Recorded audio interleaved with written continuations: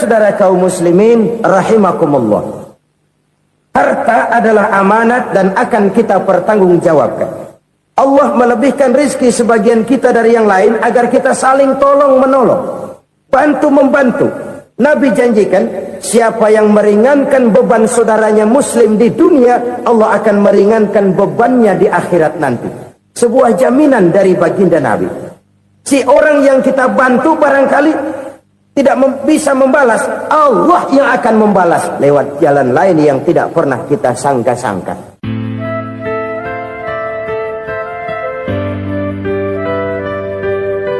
Selalu berusaha menyimpan sesuatu yang bisa membawa manfaat, baik untuk dirinya, untuk anak cucunya, maupun untuk keluarganya, untuk masa kini dan masa depannya.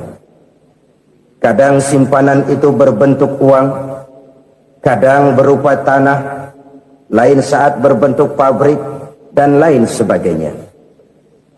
Sementara masa depan yang paling pasti adalah akhirat.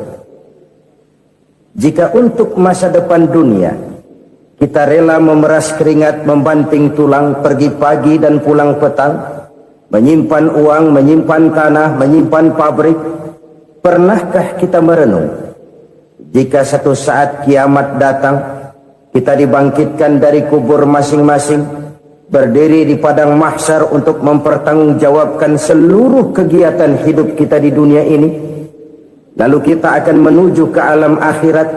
Sudahkah kita mempunyai simpanan untuk akhirat kita? Pada pertemuan kali ini saya ingin menyampaikan sebuah hadis di mana Rasulullah sallallahu alaihi wasallam bersabda, arba'un min kanzil jannah. Simpanan sorga ada 4 macam. Yang pertama, ikhfa'us sadaqah, menyembunyikan sedekah. Saudara-saudara kaum muslimin, sebagaimana yang kita maklum bahwa Allah subhanahu wa ta'ala melebihkan sebagian rezeki dari kita terhadap yang lain. Ada yang kaya, ada yang setengah kaya, ada yang miskin, ada yang setengah miskin, dan selanjutnya. Ada yang gajinya kecil tapi penghasilannya gede. Ada yang penghasilannya gede tapi nggak punya gaji. Ada juga yang memang gajinya gede dan penghasilannya gede. Kelebihan rezeki merupakan sunnatullah dan tidak harus membuat kita merasa lebih dari yang lain. Bahkan sebaliknya, kelebihan itu harus membuat kita ringan tangan untuk menolong mereka yang memang memerlukan pertolongan.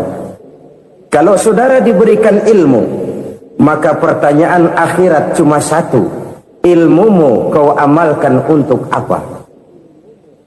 Kalau saudara diberikan umur yang panjang, pengadilan akhirat juga bertanya satu, umurmu kau habiskan di mana? Tapi kalau saudara diberikan harta, pengadilan akhirat akan bertanya dua, hartamu kau dapat dari mana, kau belanjakan kemana? Dari mananya ditanya dan kemananya juga ditanya. Oleh karena kita akan dimintakan pertanggungan jawab, maka amanah yang bernama harta ini harus kita gunakan dengan sebaik-baiknya. Ada penggunaan yang merupakan kewajiban, itu zakat namanya. Ada penggunaan yang sewaktu-waktu, itu infak namanya. Ada yang lebih sewaktu-waktu lagi, dan itu sedekah namanya. Zakat dia terikat oleh haul dan nisab, oleh putaran batas waktu dan ukuran dari harta itu sendiri.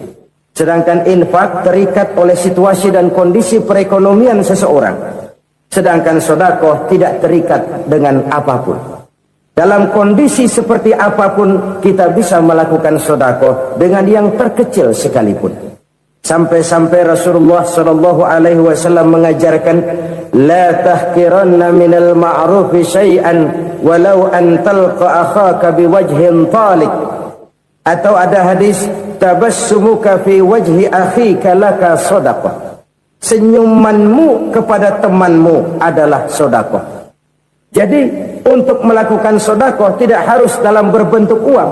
Dengan ilmu kita bisa sedekah, dengan tenaga kita bisa bersedekah, dengan pikiran kita bisa bersedekah, bahkan senyum kepada teman itu pun sedekah. Jadi kalau sedekah dengan uang memang belum punya uang, nyengir aja banyakin. Itu asal pada tempatnya, jangan lalu ketemu tiang listrik cengengesan. Tentu tidak pada tempatnya dan tidak wajar.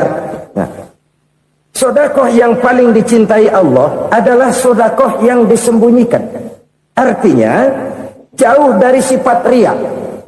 Kan kadang-kadang ada orang sedekah itu disebutkan namanya. Apa tidak bagus? Kalau memang niatnya ikhlas, ya bagus-bagus saja. Untuk memberikan sugesti kepada yang lain. Si Fulan bin Fulan nyumbang sekian, diumumkan. Boleh kalau niatnya untuk memberikan rangsangan kepada yang lain supaya dia menyumbang lebih besar dari orang tadi. Tapi kalau itu mendatangkan riya, maka sedekah yang paling dicintai Allah adalah sedekah yang disembunyikan. Tangan kiri saja tidak tahu apa yang diberikan oleh tangan kanan. Sedekah yang dilakukan dengan ikhlas akan merupakan perbendaharaan surga, tersembunyi dari pandangan orang lain, tidak seorang pun tahu. Karena memang sikap yang baik adalah melupakan kebaikan dan mengingat kesalahan. Itu salah satu ciri orang bahagia. Orang yang selalu mengingat kesalahannya dan berusaha melupakan segala kebaikannya. Kalau dia akan berada kebaikan, dia tidak bisa ikut, dia merasa rugi karena dia merasa belum pernah berbuat baik. Tapi kalau akan melakukan kesalahan baru, dia ingat kesalahan yang sudah-sudah, sehingga terhalang baginya untuk melakukan satu kesalahan baru. Demikianlah saudara-saudara, bahwa Allah melebihkan rizki sebagian kita dari yang lain, agar terjadi tolong-menolong dalam kehidupan ini. Jadi kesenjangan yang nature, kesenjangan yang alami, itu sunnatullah. Ada yang kaya, ada yang miskin, ada yang kelas menengah. Nah, kenapa lalu sekarang kita berusaha mengentaskan kemiskinan? Oleh karena adanya kesenjangan struktural. Kalau yang kaya bisa semakin kaya, kenapa yang miskin tidak bisa naik jadi ikut sedikit kaya? Sebab pada dasarnya Islam adalah agama yang sejak turunnya sudah berupaya memerangi kemiskinan. Bahkan dikatakan kemiskinan itu mendekatkan kepada kekufuran. Orang kalau miskin udah dekat banget sama kafir. Gampang menjadi kafir. Berapa banyak saudara-saudara kita yang oleh karena soal perut, oleh karena soal materi, terpaksa meninggalkan dan menanggalkan akidahnya. Menjual petunjuk yang diberikan Allah dengan kesenangan dunia yang cuma sebentar ini. Na'udzubillah, summa na'udzubillah. Jadi makin kita sembunyikan satu sedekah, semakin banyak perbendaharaan kita di surga. Sedekah yang paling dicintai Allah adalah sedekah yang disembunyikan. Malahan ada seorang sufi, dia punya kebiasaan kalau pergi sholat Jumat dia bawa uang, itu uang dia taruh di bawah tikar masjid. Dia niat sedekah kepada siapa saja yang nemuin itu duit. Maksudnya apa? Supaya yang nemuin nggak tahu siapa yang punya duit. Demikian dia saking ingin menyembunyikan sedekahnya. Karena sifat riya itu bisa memakan amal kita sendiri. Riya itu termasuk menyebut-nyebut kebaikan kita. Orang yang suka nepuk dada, sedikit-sedikit ngitungnya kalau nggak gua. Tuh kalau nggak gua tuh. Tuh yang belah situ, kalau nggak gua, kalau nggak gua. Iya, kalau nggak lu kenapa emang? Orang yang suka menepuk jasa, tuh biasanya memang begitu, saudara-saudara. Kalau perang lagi berkecamuk, orang nggak sempat ngaku jadi pahlawan. Tapi begitu perang selesai, yang kagak kenal bedil ngaku pahlawan, mas. Itu sesuatu yang biasa. Oleh karenanya, orang-orang yang ikhlas dalam bersedekah, disembunyikannya sedekah itu, Allah cinta betul. Malahan ada hadis memberikan jaminan, inna sedaqatal mar'il muslimi tazidu fil umri wa tadfa'u mitatas su'i. Sesungguhnya sedekahnya seorang mukmin tazidu fil umri, bisa menambah umur panjang, wa tadfa'u mitata su'i, dan menyelamatkan manusia dari mati secara su'ul khatimah. Jadi siapa yang kepengen panjang umur, banyaklah sedekah. Yang bosan hidup, pelit terus. Sedekah menambah panjang umur dan menyelamatkan manusia dari mati secara su'ul khatimah. Pak, katanya umur itu nggak bisa ditambah, nggak bisa dikurangin. Kapan? Kalau ajal sudah datang. Fa idza jaa ajaluhum la yastakhiruna sa'atan wa la yastaqdimun. Kalau ajal datang tidak bisa dimajukan, tidak bisa dimundurkan. Itu kalau ajal sudah datang. Tidak bisa lagi umur ditambah dikurangi, sudah datang. Tapi kalau belum datang, itu kan haknya Allah. Mau ditambah, mau dikurangi, hak prerogatif Allah. Sebagai pencipta manusia, Allah maha kuasa dan maha mampu. Sedekah ini menambah panjang umur dan menyelamatkan manusia dari mati secara su'ul khatimah. Itu orang mati kan sama ya, kondisinya mati, nggak nafas. Tapi hakikat mati kan lain-lain. Ada yang mati itu husnul khatimah, baik akhirnya. Misalnya lagi ngaji mati, lagi sholat mati, lagi sedekah mati. Ini yang dinamakan dengan husnul khatimah, baik di akhirnya. Sebaliknya ada yang su'ul khatimah, jelek di akhirnya. Ini yang jadi catatan akhir. Lagi nyekek botol, mampus. Lagi banting kartu, modar. Su'ul khatimah, jelek pada akhirnya. Sedekah menyelamatkan manusia dari mati secara su'ul khatimah. Dan kita semua kepengen mendapat husnul khatimah, jauh dari su'ul khatimah. Oleh sebab itu yang bisa menyelamatkan kita dari penyakit itu antara lain adalah sedekah yang disembunyikan, yang dikerjakan dengan ikhlas karena Allah, tidak karena kepengen dipuji orang, tidak karena ingin dikatakan orang pemurah. Sebab orang dermawan itu orang yang memberi tanpa harus diminta. Kalau masih harus diminta, ya belum dermawan namanya, masih harus diminta. Kalau nggak diminta ya tulus, lolos, polos. Saudara-saudara kaum muslimin rahimakumullah, harta adalah amanat dan akan kita pertanggungjawabkan. Allah melebihkan rizki sebagian kita dari yang lain agar kita saling tolong menolong, bantu membantu. Nabi janjikan, siapa yang meringankan beban saudaranya muslim di dunia, Allah akan meringankan bebannya di akhirat nanti. Sebuah jaminan dari baginda Nabi. Si orang yang kita bantu barangkali tidak bisa membalas, Allah yang akan membalas lewat jalan lain yang tidak pernah kita sangka-sangka. Ada orang tanya, Pak, ini ada orang nyumbang masjid sambil marah-marah, bagaimana? Saya bilang sumbangannya aja ambil, marahnya jangan. Marahnya jangan diambil, itu urusan dia. Saudara-saudara kaum muslimin rahimakumullah, umat Islam ini kan umat yang punya potensi besar. Kadang kita merenung, kenapa kadang-kadang pembangunan masjid kok lambat sekali? Kalau hotel hari ini peletakan pertama, bulan depan peresmian. Supermarket hari ini peletakan batu pertama, minggu depan peresmian. Tapi kalau sudah yang namanya masjid, kadang-kadang peletakan batu pertama sekaligus jadi batu terakhir. 3 tahun, 4 tahun, campur nebar jalak di jalanan, duit dijaring kayak ikan sepat. Apa tidak ada orang Islam yang kaya? Banyak. Apa tidak ada pengusaha muslim yang jadi konglomerat? Ada. Lalu yang belum banyak itu yang komit terhadap nilai-nilai agamanya. Akhirnya kita jatuh jadi umat yang lemah. Belum ada pengusaha konglomerat muslim buka pabrik supermi cap bedug misalnya umpamanya atau pabrik kecap cap sorban supaya identitas keislamannya sedikit kelihatan. Kita jatuh jadi umat yang lemah karena potensi tidak terinventarisir dengan baik. Kita ini ibarat kompor yang cuma matengin nasi orang lain. potensi kita dimanfaatkan oleh orang lain. Ukhuwah Islamiyah kita baru terbatas kepada silaturahmi. Ukhuwah di bidang ekonomi kita lemah, ukhuwah di bidang kebudayaan kita lemah, apalagi ukhuwah di bidang politik kita lebih rapuh lagi. Padahal ukhuwah itu adalah totalitas kehidupan manusia, menyangkut ipolek sosbud, memerlukan nilai-nilai ukhuwah.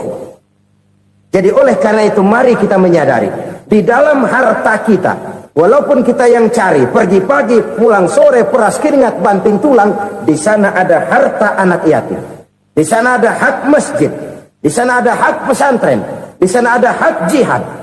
Berbahagialah seseorang apabila dia oleh Allah dijadikan keran. Keran itu menyimpan air, tapi tidak untuk dirinya, tapi disalurkannya kepada mereka yang memang memerlukannya. Saudara-saudara kaum muslimin rahimakumullah, ini yang pertama. Jadi perbendaharaan surga adalah menyembunyikan sedekah. Orang lain nggak tahu, kita pun nggak pernah ngitung-ngitung. Kita anggap lewat begitu saja, padahal itu deposit akhirat. Satu.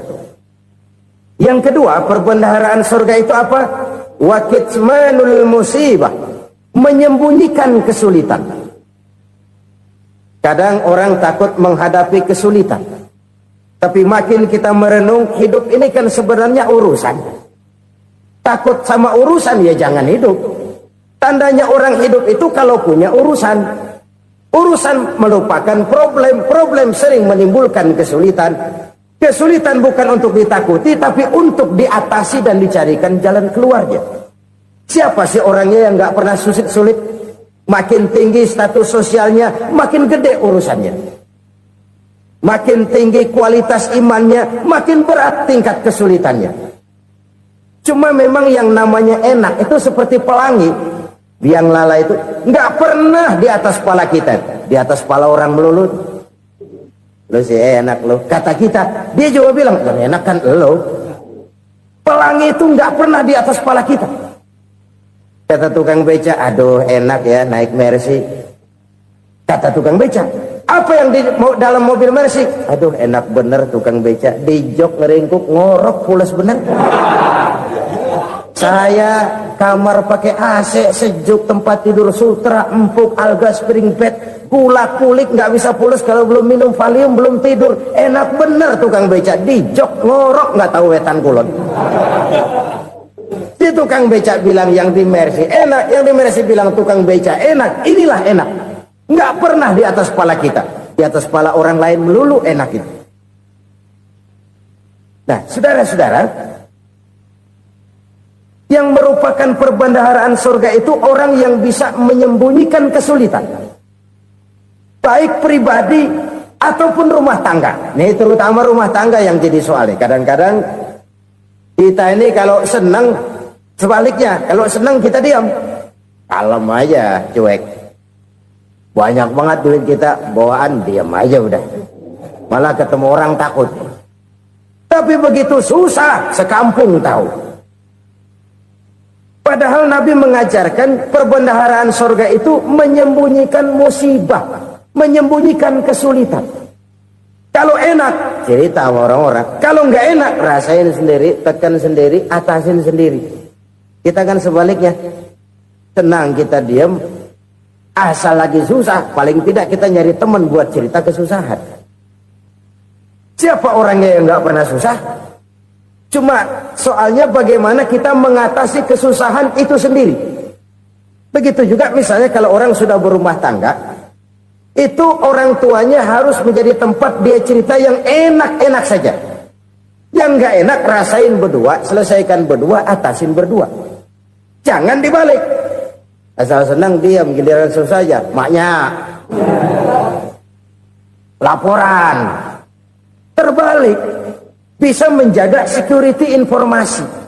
Maka nama bayam keluar diam, malah seluitan. Enak amat lo makan daging ayam. Security informasi. Saudara-saudara kaum muslimin rahimakumullah, ujian yang terberat itu yang pernah diberikan kepada para nabi, para rasul, para aulia, para ulama, makin tinggi keimanan, makin berat bentuk kesulitan. Ayo saya kemukakan satu contoh saja. Ada seorang nabi yang kaya, nabi kaya, namanya Nabi Ayub. Iblis kalau orang begini kan keki, ibadahnya rajin, kaya. Nih yang kayak begini susah digodain. Kalau ibadahnya rajin, miskin, kali bisa disogok. Sini imannya mantap, ibadahnya rajin, kaya, nabi lagi. Oh, tapi namanya iblis, nggak kurang akal. Laporan, Tuhan, kenapa Les? Ya ini bahasa saya, bahasa Qurannya sih nggak gitu. Itu hambamu yang namanya Ayub, dia rajin ibadah cuma karena dikasih kaya aja. Coba kasih miskin dia, berhenti dia sembahyang. Ah, kamu bisa aja. Saya tahu Ayub itu hambaku yang ikhlas. Saya buktiin Tuhan, silahkan. Dibuktiin lah, iblis turun ke alamin. Yang mula-mula dia lakukan, dia rusak sawah ladang Nabi Ayub. Dia binasakan binatang ternak Nabi Ayub. Sehingga dalam waktu singkat, jatuhlah Nabi Ayub dari orang paling kaya, jadi orang paling miskin. Beliau masih ibadah di mihrab dalam masjid. Datang iblis. Saudara Ayub, ya. Lagi ngapain? Ibadah. Nyembah Allah, nyembah Allah. Oh, percuma. Kenapa? Tuhan yang ente sembah nih, dia udah bikin miskin ente. Sawah ladang ente hancur lebur, binatang ternak binasa. Sekarang ente jadi orang paling miskin. Ngapain nyembah Tuhan kayak begitu? Tekor. Udah berhenti dah ibadah, berhenti ibadah. Ini iblis sama Tuhan laporannya lain, yang dikerjakan kepada Nabi Ayub juga lain. Benar begitu iblis, kata Nabi Ayub. Iya, sawah ladang saya habis, buras. Binatang ternak saya binasa, binasa. Saya miskin, bangpak. Apa jawab Nabi Ayub? Bukan innalillahi, ya ini hebat. Alhamdulillahillazi a'tani wa akhza minni. Segala puji bagi Allah yang telah memberikan harta kepada saya dan sekarang mengambilnya lagi. Alhamdulillah. Allah yang ngasih, Allah yang ambil. Itu mah urusan Allah. Iblis cuman ibadah jalan terus, sujud lagi Nabi Ayub. Iblis seleher gondok banget. Dasar Nabi nggak mempandai apa-apain. Miskin malah alhamdulillah. Allah yang ngasih, Allah yang ambil. Jadi kalau kita tidak komit, kita tidak terikat kepada kaya, miskin, senang, susah, apa yang bisa bikin kita susah? Jadikan kekayaan, kemiskinan, jadikan senang, susah sebagai anak buah yang bisa kita atur. Jangan kekayaan ngatur kita, jangan kemiskinan ngatur kita. Kita yang harus mengatur mereka. Senang, susah, kaya, miskin, bahagia, sengsara, jadikan itu anak buah yang bisa kita atur. Kalau sekarang kita kaya, lain saat boleh jadi kita miskin, semiskin-miskinnya. Allah yang ngasih, Allah yang ambil. Tenaga mana yang bisa menghalangi? Ibadah jalan terus. Iblis makin gondok. Dasar Nabi loh. Akhirnya apa? Nabi Ayub dikerjain, diberikan penyakit. Demikian fatal penyakitnya. Bayangin, udah miskin sakit. Masya Allah. Miskin sakit. Sakitnya nggak lama, kira-kira 16 tahun. Istrinya 3, 2 mental minta ceraiin. Ngerawatin laki bengek begini. Senang belum tentu, susah udah pasti nih. Cerai aja, cerai dah. Cerai. Tinggal satu Siti Rahmah yang setia menemani beliau. Sesetia-setianya hati perempuan. Satu saat Siti Rahmah bilang, "Bang, iya, abang kan Nabi bang. Lalu, namanya Nabi kan doanya jarang meleset bang. Maksud kamu minta kenapa sih sama Tuhan biar abang sembuh baik dah bang?" Siti Rahmah, iya. Saya sakit berapa tahun sih dah? 16 tahun bang. Sebelum ini saya sehat berapa tahun? Ya kira-kira 60 tahun bang. Nah coba ente banding-bandingin Rahmah. Saya dikasih sehat 60 tahun. dikasih sakit 16 tahun, sudah nggak sabar mau doa kepada Allah minta sembuh. Saya malu kepada Allah. Diuji dengan yang luar biasa seperti ini, tidak mengganggu stabilitas kehambaannya. Dia tetap menghamba kepada Allah Subhanahu wa ta'ala.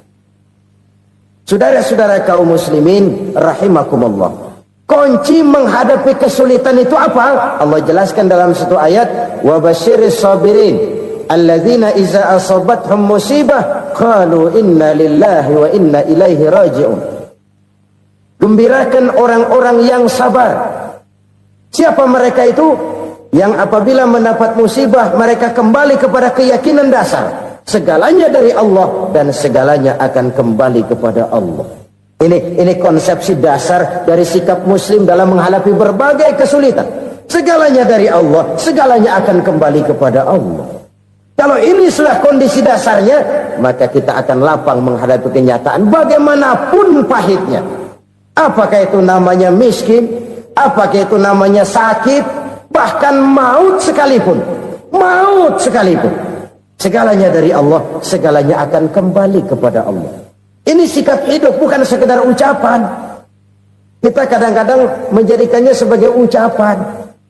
Mulutnya sih nggak berhenti, innalillahi wa inna ilaihi raji'un, tapi nangisnya terus gerung-gerungan. Bukan itu, ini kesadaran moral. Kalau segalanya dari Allah, segalanya kembali kepada Allah, kan sebenarnya cuma nunggu giliran. Hari ini saya nyembayangin dia, entah hari apa saya disembayangin orang. Hari ini saya antar dia ke kubur, entah hari apa orang nganterin saya ke kubur.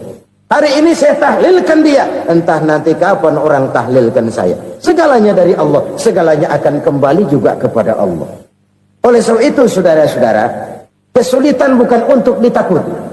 Kesulitan justru untuk diatasi, dicarikan jalan keluarnya. Dan tidak ada orang yang tidak pernah mendapat kesulitan. Tidak ada.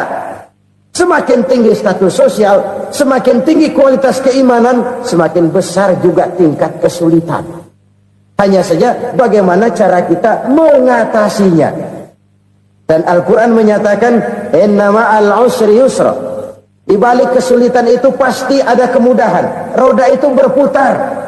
Karena itu Rasulullah sallallahu alaihi wasallam mengingatkan kepada kita, ta'arraf ilallahi firraha ya'rifka fisyiddah.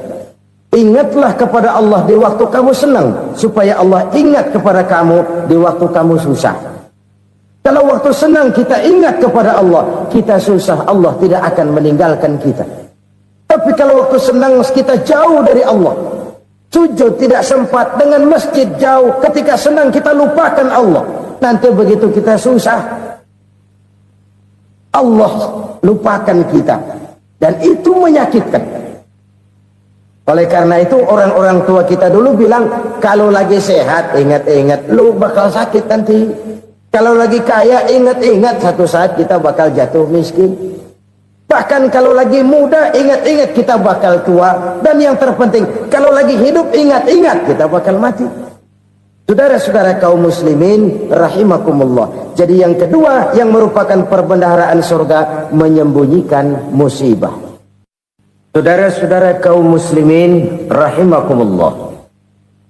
Hal ketiga yang merupakan perbendaharaan surga adalah wasilaturrahmi. Orang yang suka bersilaturahmi. Sebagaimana yang kita maklum bahwa manusia adalah makhluk yang disebut zon politika. Makhluk sosial yang tidak mungkin hidup sendiri-sendiri. Betapa dan siapapun kita memerlukan orang lain. Bodoh betul manusia kalau tinggal di tengah masyarakat tapi tidak mau bermasyarakat. Merasa hebat sendiri, pintar sendiri, gagah sendiri, kaya sendiri. Mungkin kalau mati juga ngubur sendiri.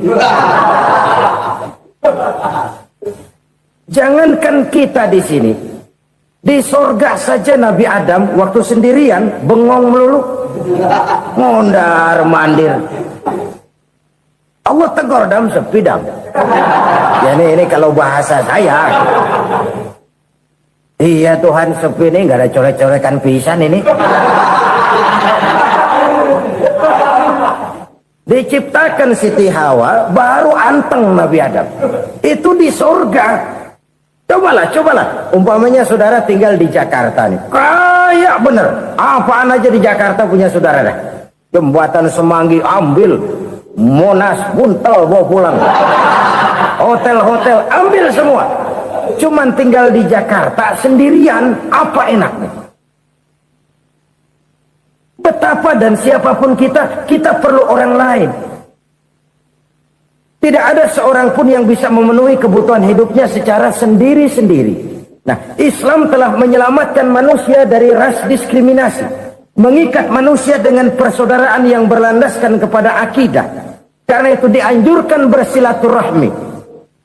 Bahkan Nabi menyatakan, Man arada ayyubsata lahu fi rizkihi wa yunsa'a fi atharihi falyasil rahimah.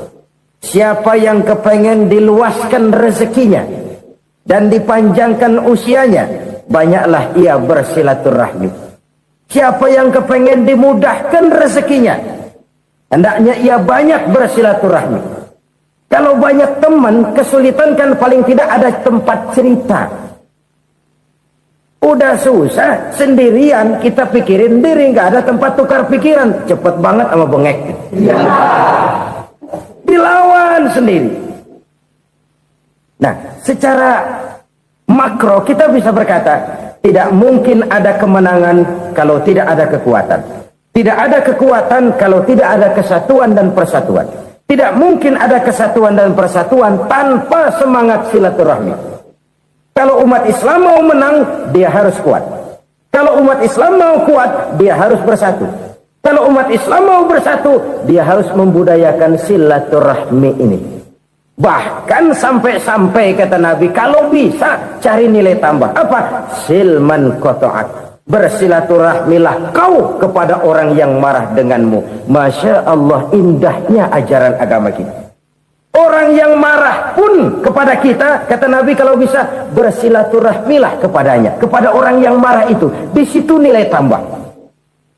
Cuman jujur nih hadis, ngucapinnya gampang, ngamalinnya yang berat banget. Orang marah sama kita, kita disuruh silaturahmi. Ada apa malu? Lu marah, ada gua marahan lagi. Tunggu pikirin. Saudara-saudara kaum muslimin rahimakumullah. Tapi ini yang diajarkan, bahkan ini yang dicontohkan oleh baginda Rasul. Bagaimana begitu mudah, misalnya satu saat Abu Jahal ini ngatur strategi bagaimana bikin Muhammad celaka. Dia gali lubang di depan tempat tidurnya. Dia tutupin daun korma. Terus dia panggil seseorang, ke sini. Kasih tahu Muhammad, pamannya sakit keras, minta ditengokin. Berangkat orang ini ke sana. Muhammad, labbaik. Pamanmu sakit keras, dia minta ditengokin. Baik, saya akan datang menjenguk beliau. Berangkatlah Nabi ke rumah Abu Jahal tanpa prasangka apapun. Abu Jahal udah pasang stil, selimut 3 rangkap setengah dia pakai, persis kayak orang meriang. Tapi sembari ngintip dari balik selimut, begitu Muhammad buka pintu, nah masuk perangkap nih. Muhammad jalan menuju tempat pembaringan. Makin lama makin dekat, makin lama makin dekat, makin dekat ke lubang yang dipasang oleh Abu Jahal itu. Dalam hati Abu Jahal, terus dah jatuh, mampus dah lo ini. Mampus lo hari ini nih. Apa yang terjadi? Malaikat Jibril datang. Muhammad, pamanmu cuma pura-pura sakit. Di depan tempat tidurnya ada lubang perangkap supaya kamu jatuh ke situ. Sudah, kamu pulang. Balik kanan Nabi. Sudah hampir jatuh ke lubang, balik kanan, pulang. Bayangin kecewanya Abu Jahal. Muhammad dikit lagi, Muhammad dikit lagi. Enggak, paman, saya pulang aja. Emosi bangun dari tempat tidur, enggak sadar kalau lagi pura-pura sakit. Lompat ngejar Nabi, dia lupa dengan lubang yang dia gali. Usrak, nyemplung sendiri ke dalam lubang.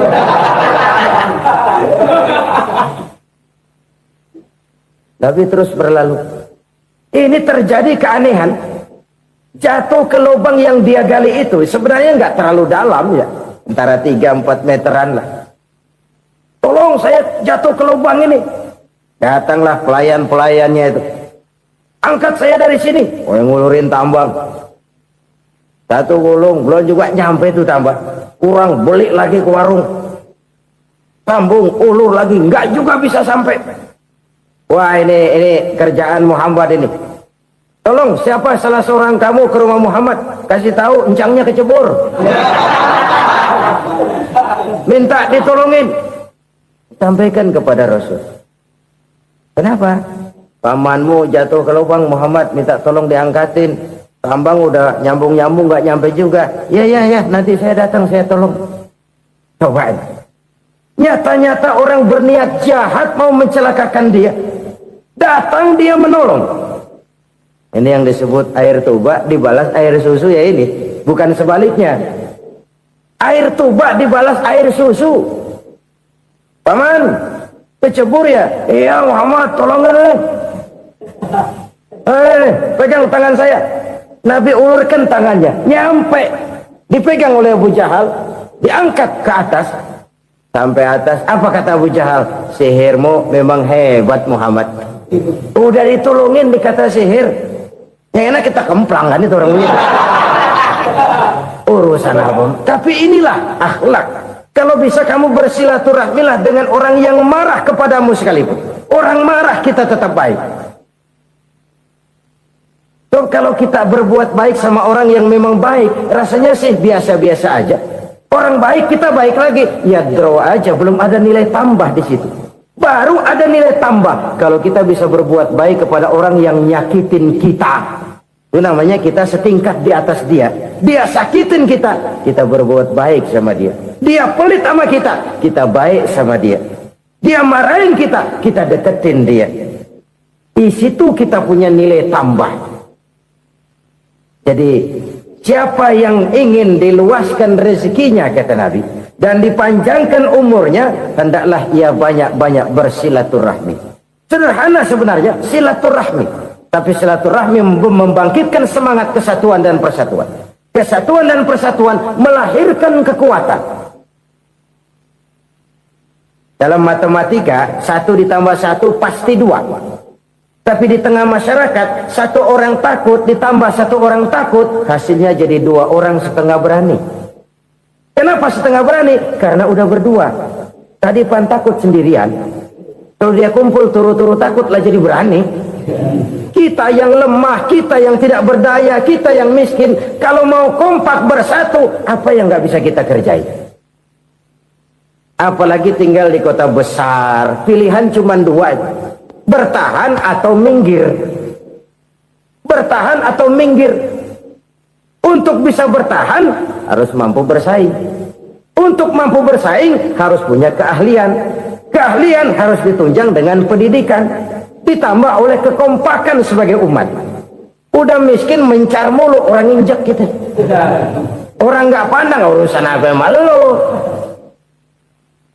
Oleh karena itu silaturahmi pada hakikatnya merupakan roh dari ukhuwah yang diajarkan oleh agama kita. Bagaimana Islam menyelamatkan masyarakat manusia dari ras diskriminasi, mengikat manusia, dan tidak ada persaudaraan yang lebih indah selain persaudaraan yang diikat dengan nilai-nilai akidah. Sepanjang orang di jalan Allah, itulah saudara kita. Keluar dia dari jalan Allah, selesailah persaudaraan sampai di situ. Karena itu, kalau ingin menyimpan sesuatu di surga, banyaklah bersilaturahmi. Datang ke rumah ini, datang ke rumah itu, dan lain sebagainya. Itu simpanan kita di akhirat nanti. Ini yang ketiga. Saudara-saudara, yang keempat, perbendaharaan surga itu apa? Wa qawlu la hawla wa la quwwata illa billah. Ucapan la hawla wa la quwwata illa billah. Ibadah kan ada yang berat, modalnya besar. Bangun masjid berat, modalnya besar. Bangun rumah sakit berat, modalnya besar. Ada ibadah yang berat tapi modalnya ringan. Misalnya puasa. Puasa itu berat, mengendalikan nafsu. Kalau sekedar nggak makan nggak minum sih enteng, mengendalikan nafsu. Itu jihad terbesar, tapi kan modalnya ringan, cuma niat saja. Ini ibadah berat, modalnya ringan. Ada ibadah yang ringan, modalnya juga enteng. Seperti termasuk ucapan la haula wa la quwwata illa billah. tanpa sadar. La haula wala quwata illa billah. Nyelengin tuh di surga. Nyelengin, kita nggak terasa. Nyelengin simpenan akhirat. La haula wala quwata illa billah. Nyimpan lagi. Kaget. La haula wala quwata illa billah. Nyimpan lagi. Banyak simpenan. Walaupun sebenarnya yang dimaksud di sini adalah kesadaran batin. Bahwa tidak ada daya dan kekuatan kecuali Allah. Itu intinya. Kita memulai pekerjaan disunahkan baca bismillah, kan begitu? Apa itu? Kesadaran moral bahwa ini saya bisa kerjakan. Saya kerjakan ini dengan menyebut nama Allah. Kenapa? Kalau Allah tidak memberikan daya dan kekuatan, mana mampu saya kerjakan ini. Maka saya kerjakan ini dengan menyebut nama Allah. Bismillah. Kesadaran moral. Manusia hanya wajib berusaha, tapi nggak pernah wajib berhasil. Banyak hal-hal yang kalau kita renungkan secara rasio nggak mungkin, tapi jadi kenyataan. La haula wala quwata illa billah. Tidak ada daya dan kekuatan kecuali bagi Allah semata-mata. Kesadaran moral akan kelemahan dan keterbatasan makhluk bernama manusia. Kadang kita kagum dengan otak, tapi kita sering lupa sama yang bikin otak. Padahal bagaimanapun hebatnya otak, yang bikin otak pasti lebih hebat dari otak. Nggak percaya, silahkan otak-otakan. Inilah kecenderungan.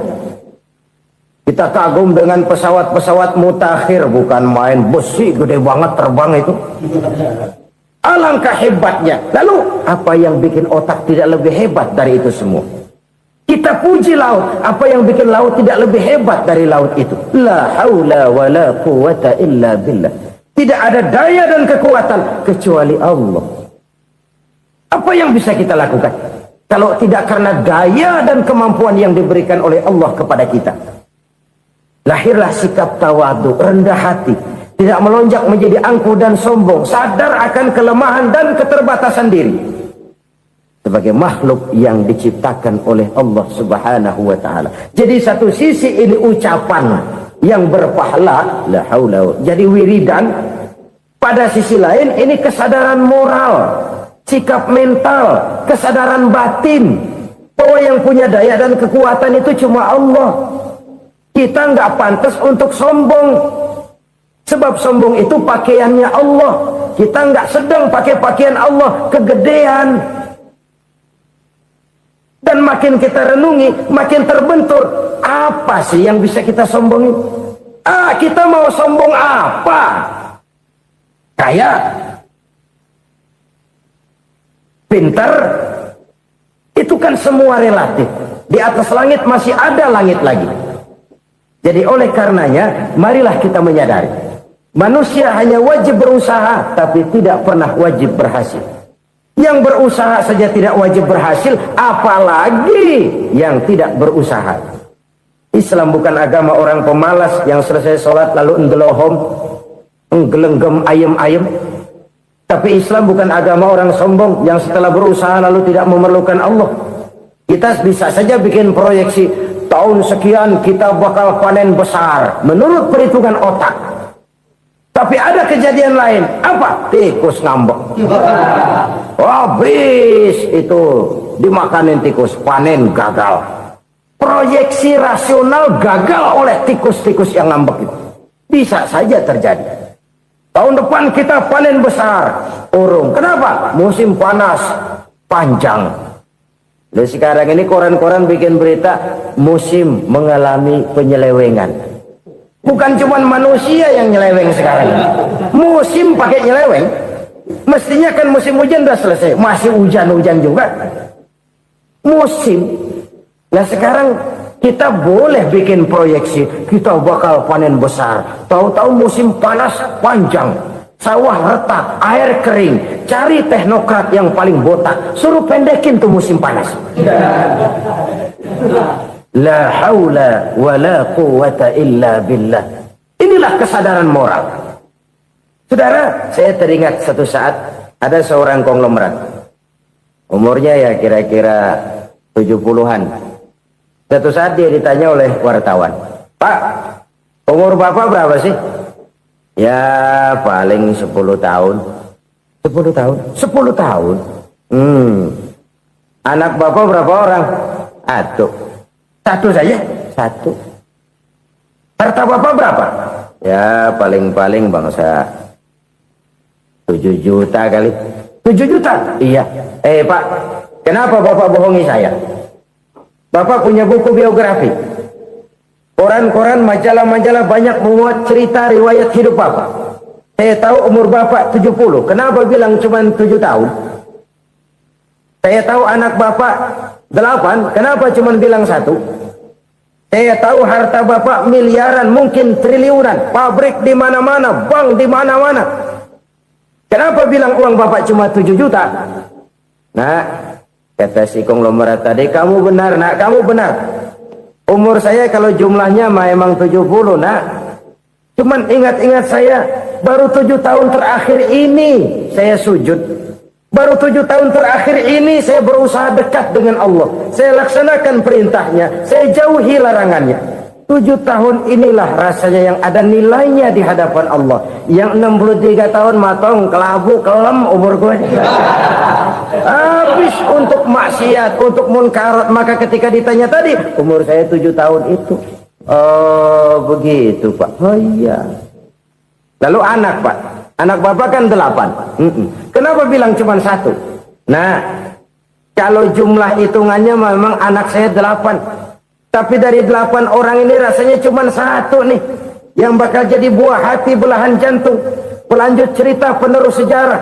Bakal jadi anak soleh yang akan mendoakan saya. Cuma 1 rasanya anak saya ini yang bakal jadi buah hati saya. Besar-besaran saya. Yang akan mendoakan di kubur saya. Yang akan mendoakan di akhirat saya. Yang 7 orang mana? Masya Allah, yang atu tenggeng, yang atu nyekek botol mulu, yang atu nggak karu-karuan. Makanya saya bilang 1 anak saya yang akan bisa mendoakan saya. Oh begitu Pak. Iya. Nah harta Pak, harta bapak kan triliunan. Pabrik bapak di mana-mana. Uang bapak hampir di tiap bank-bank besar. Kenapa bilang cuma 7 juta? Betul kau nak. Harta saya kalau jumlahnya memang miliaran, triliunan mungkin. Tapi yang saya ingat baru 7 juta tuh yang saya belanjakan di jalan Allah. Saya nyumbang masjid, saya santuni yatim piatu, saya bantu pembangunan pesantren, saya bantu pembangunan rumah sakit Islam. Itu yang akan saya bawa pulang ke akhirat, yang 7 juta itu.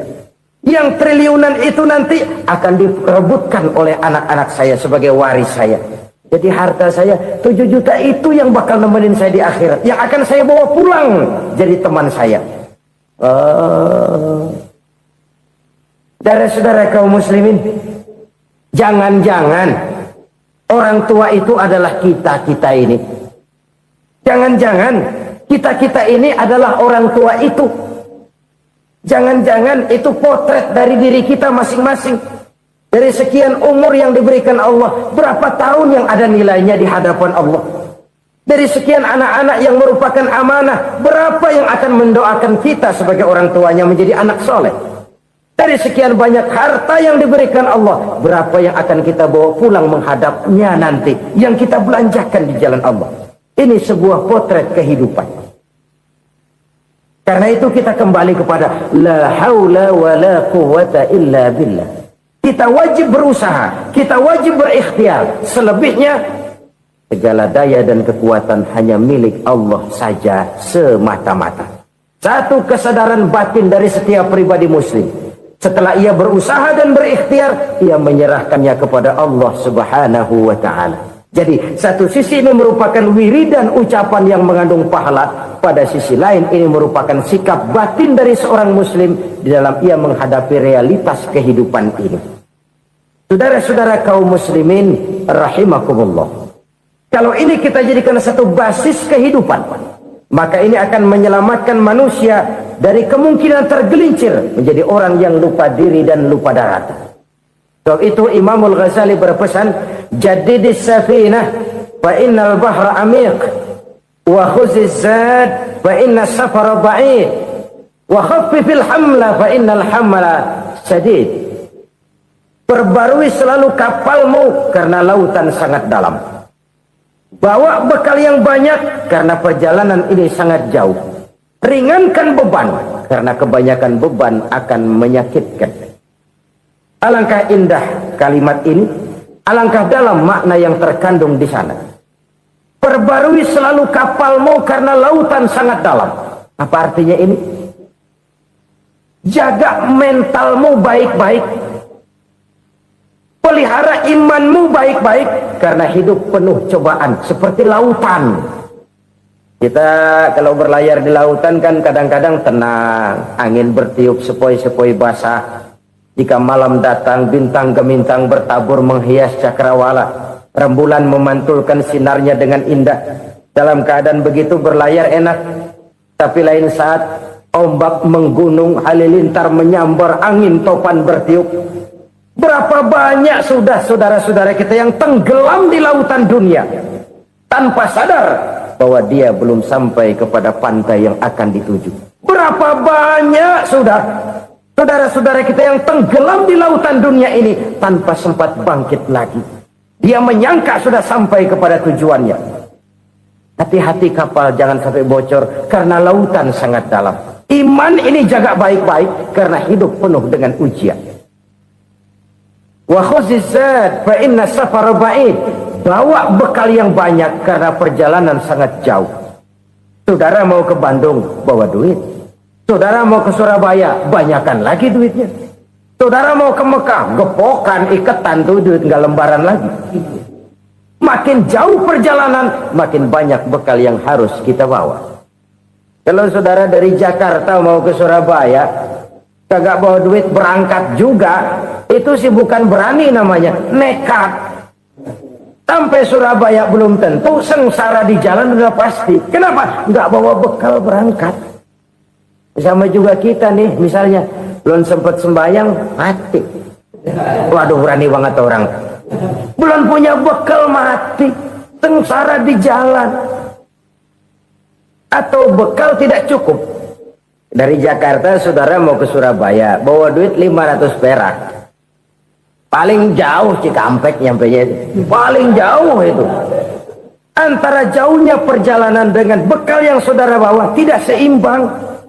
Hidup ini perjalanan panjang, a walking tour. Dimulai dari alam arwah, sebelum jasad diciptakan, roh diciptakan lebih dulu. Dari situ pindah ke alam rahim, dari alam rahim pindah ke alam dunia, dari alam dunia pindah ke alam barzah, baru menuju akhirat. Satu perjalanan panjang. Kalau bekal tidak bawa, sengsara di jalan. Bawa bekal yang banyak karena perjalanan ini sangat jauh. Wa khaffifil hamla, ringankan beban karena beban itu cuma akan menyulitkan. Kalau bekal itu sih keperluan, tapi beban nggak kita perluin, coba ngeberat-beratin. Apa ini beban? Dosa, kecurangan, kebatilan, kesoliman, ketidakadilan, kesewenang-wenangan. Itu akan jadi beban kita di akhirat. Alangkah celakanya, perjalanan panjang, bekal tidak bawa, beban kelewat banyak, alamat sengsara di jalan. Pahala tidak ada, dosa berlipat ganda. Na'udzubillah, summa na'udzubillah. Kalau kita rangkum nasihat Al-Ghazali dengan kisah si konglomerat tadi, kita akan mengambil kesimpulan. Pertama, bekal terbaik dalam menghadapi gejolak kehidupan ini tidak lain adalah iman. Yang kedua, pahala dan dosa. Dua hal kontroversial. Pahala adalah bekal, dosa adalah beban. Tapi kita sekarang kan tidak begitu terangsang kepada yang abstrak. Orang berlomba mencari yang konkret-konkret saja, yang real. Kalau memang dosa, benjol dong, kira-kira begitu. Kira-kira begitu. Persis orang Yahudi dulu. Orang Yahudi itu kan pernah minta kepada Nabi Musa, Ya Musa, lan nu'mina laka hatta narallaha jahrah. Musa, kami nggak bakal mau beriman kepada Allah kalau belum kami lihat Allah ada nongkrong di depan kami. Kalau memang Tuhan ada, taruh dong di depan kami. Mau yang konkret-konkret saja. Kalau memang dosa, benjol dong. Kalau memang pahala, berasa dong. Orang terangsang kepada yang real, yang konkret-konkret saja. Karena itu, untuk mengejar dosa, orang mau bayar. Tapi untuk mengejar pahala walaupun tidak bayar, orang segan. Ini yang dikatakan oleh Nabi, kamu mengharapkan ke surga tapi kamu berat melaksanakan sesuatu yang bisa membawa kamu ke surga. Kamu ingin jauh dari neraka tapi tiap saat kamu lakukan perbuatan-perbuatan yang justru menjerumuskan kamu ke neraka. Idda'aitum an-najata minan nar wa ramaitum fiha anfusakum. Kamu ingin selamat dari neraka tapi kamu lemparkan diri kamu ke neraka. Kamu ingin masuk surga tapi berat sekali kamu melakukan perbuatan-perbuatan yang bisa menyampaikan kamu di surga. Saudara-saudara kaum muslimin rahimakumullah. Jadi hal keempat yang merupakan perbendaharaan surga adalah la haula wa la quwwata illa billah. Satu sisi ini merupakan ucapan yang memperberat timbangan akhirat. Pada sisi lain ini merupakan sikap hidup seorang muslim. Kesadaran batin yang sangat dalam bahwa tidak ada daya dan kekuatan kecuali Allah.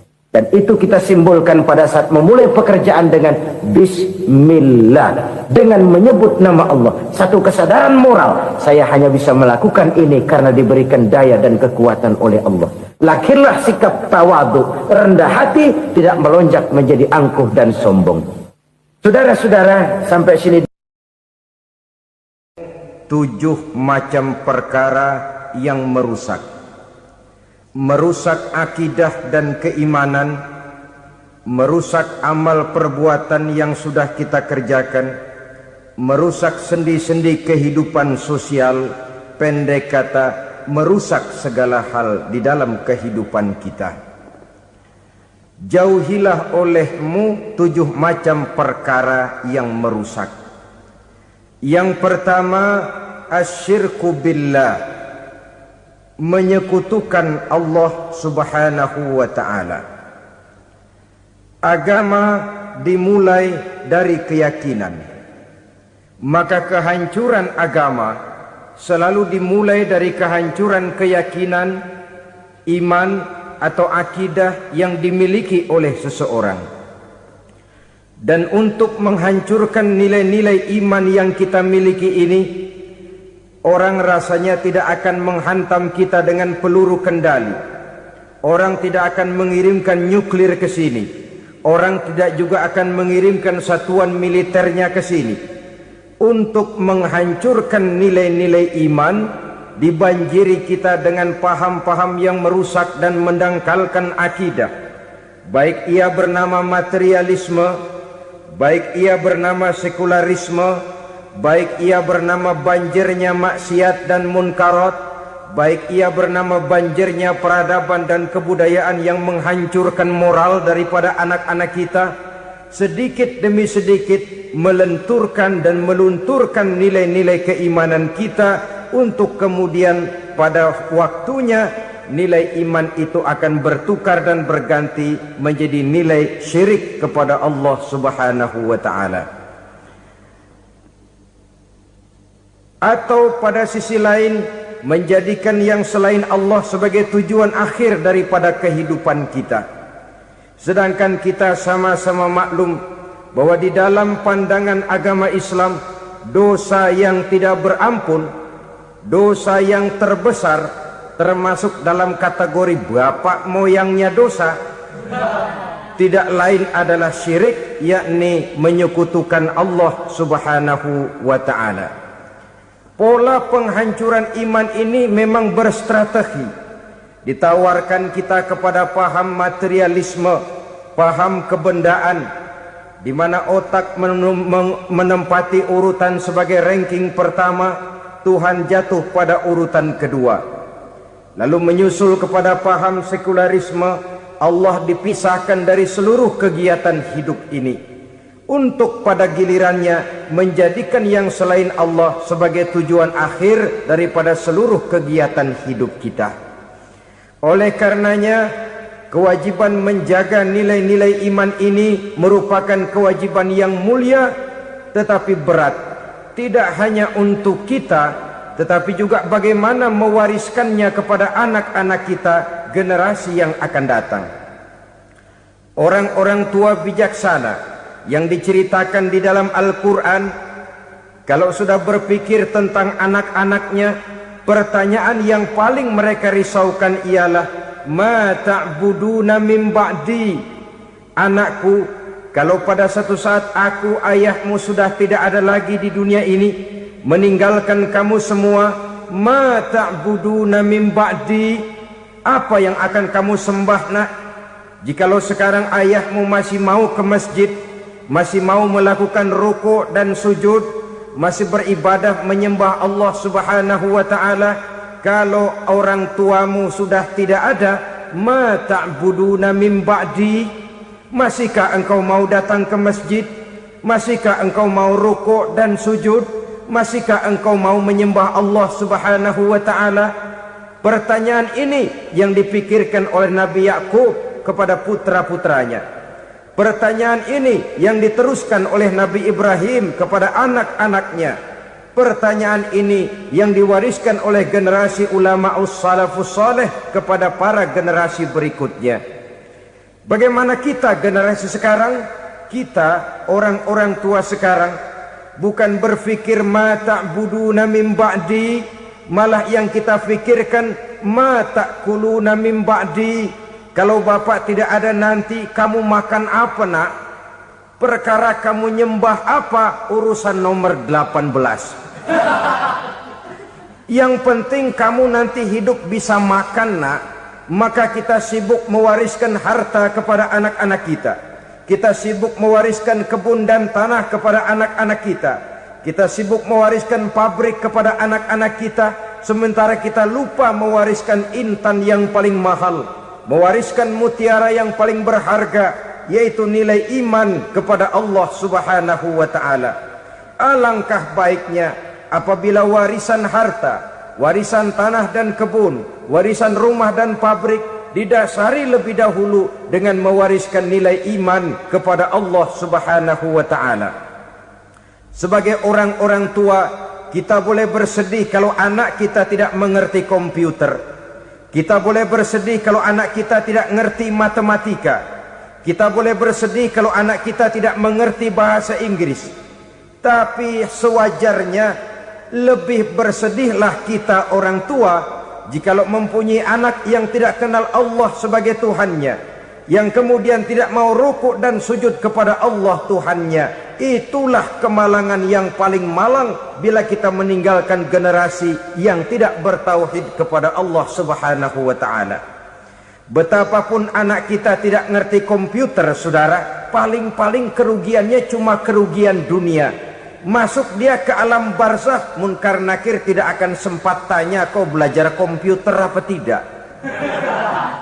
Kumpul dia di padang mahsyar, malaikat juga tidak akan tanya matematikamu nilainya berapa. Yang ditanya, kau kenal Allah, kau rukuk dan sujud kepadanya, kau pernah datang ke masjid. Oleh karena itu sekali lagi, menjaga nilai iman tidak hanya untuk kita, tetapi juga mewariskannya kepada anak-anak kita, generasi yang akan datang. Sungguh kemalangan yang paling besar apabila kita meninggalkan anak-anak kita. Mereka kita tinggalkan lemah ekonominya, itu tidak baik. Mereka kita tinggalkan lemah otaknya, itu pun akan membuat mereka tertinggal oleh yang lain. Tapi yang paling celaka, jikalau kita tinggalkan mereka dalam kondisi lemah imannya, rapuh akidahnya, tidak baik dan tidak betul keyakinan hidupnya. Oleh karena itu Nabi berpesan, jauhilah 7 perkara yang merusak. Yang pertama, syirik kepada Allah Subhanahu wa ta'ala. Menyekutukan Allah baik dalam ucapan, dalam keyakinan, ataupun dalam perbuatan. Ini perkara pertama yang termasuk 7 perusak besar di dalam kehidupan.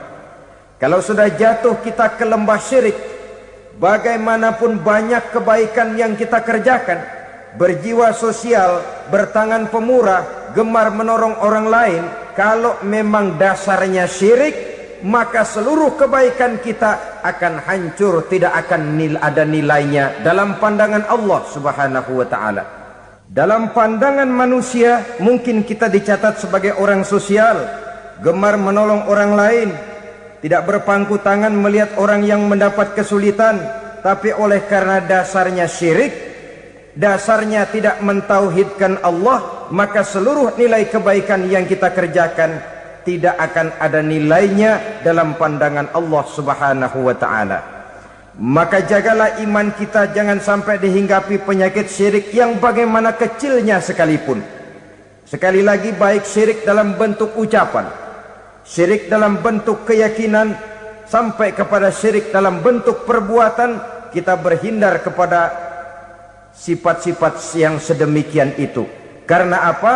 Dalam satu ayat Quran Allah Subhanahu wa ta'ala menjelaskan, innallaha la yaghfiru ayyushraka bih wa yaghfiru ma duna dzalika liman yasha. Allah tidak akan memberi ampun kepada orang-orang yang menyekutukannya, tapi Allah masih mau memberikan ampun kepada dosa-dosa yang selain itu bagi orang-orang yang dikehendakinya.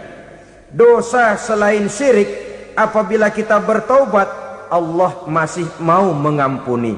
Tapi kalau sudah jatuh ke tempat syirik, itu sudah dosa yang tidak berampun. Taubatnya tidak lain melepas syirik, kembali kepada tauhid, berkeyakinan bahwa hanya ada Allah Subhanahu wa ta'ala, Tuhan satu-satunya yang lam yalid walam yulad walam yakul lahu kufuwan ahad. Tidak beranak, tidak pula diperanakkan, dan tidak satupun yang dapat menyerupai Tuhan Allah Subhanahu wa ta'ala. Saudara-saudara kaum muslimin rahimakumullah, bahwa kita di zaman sekarang memang tidak menyembah berhala, ya. Bahwa kita tidak berterang-terangan mengatakan Tuhan lebih dari satu, memang. Bahwa kita tidak berkeyakinan Tuhan itu punya anak atau diperanakkan, tentu. Tapi dalam perbuatan dan i'tiqad, kita kadang-kadang jatuh tanpa kita sadari ke tempat yang bernama syirik ini. Oleh karenanya, di zaman di mana teknologi makin canggih, di mana kemajuan pembangunan makin menjangkau berbagai aspek kehidupan, diperlukan keseimbangan antara kemajuan fisik material dengan kemajuan mental spiritual. Apabila tidak ada keseimbangan, yang terwujud tentulah kepincangan, yang diawali dengan pincangnya cara kita berpikir, sehingga pada akhirnya akan mengarah kepada pincangnya cara kita berbuat dan bertindak di dalam kehidupan kita. Oleh karena itu, Nabi berpesan, jauhilah sifat syirik, karena syirik merupakan dosa yang teramat besar. Ini sifat merusak yang pertama. Yang kedua, kata Nabi, wasihra, jauhilah sihir. Sihir ini juga termasuk perkara yang merusak kehidupan. Kita semua sama-sama maklum bahwa sihir sebenarnya bukan persoalan baru. Sejak sebelum datang Islam, sihir itu sudah ada. Di zaman Yunani kuno, sihir ada. Di zaman Mesir kuno, di zaman Cina kuno, dan yang lain-lain yang serba kuno, sihir itu sudah ada. Bahkan para nabi pun, para rasul yang diutus oleh Allah Subhanahu wa ta'ala, senantiasa berhadapan dengan ahli-ahli sihir untuk menguji kebenaran dari misi yang mereka bawa. Sihir adalah perbuatan di luar kebiasaan yang bisa dikerjakan oleh ahlinya dengan bantuan jin atau setan. Hukum mempelajari sihir adalah haram, mengamalkannya lebih haram lagi. Sebab itu saudara-saudara, sihir merupakan perbuatan merusak yang harus kita jauhi. Ciri-ciri daripada perbuatan sihir, pertama, ia mengandung tipuan, bayangan khayal. Di zaman Nabi Musa misalnya, orang melihat tambang-tambang itu seperti ular. Nabi Musa melayangkan tongkatnya menjadi ular-ular besar yang memakan ular-ular kecil ciptaan tukang-tukang sihir Fir'aun tadi. Lalu sihir bisa terjadi dengan bantuan jin kafir atau setan. Kemudian ciri yang ketiga, sifatnya halus dan tersembunyi. Taruh kata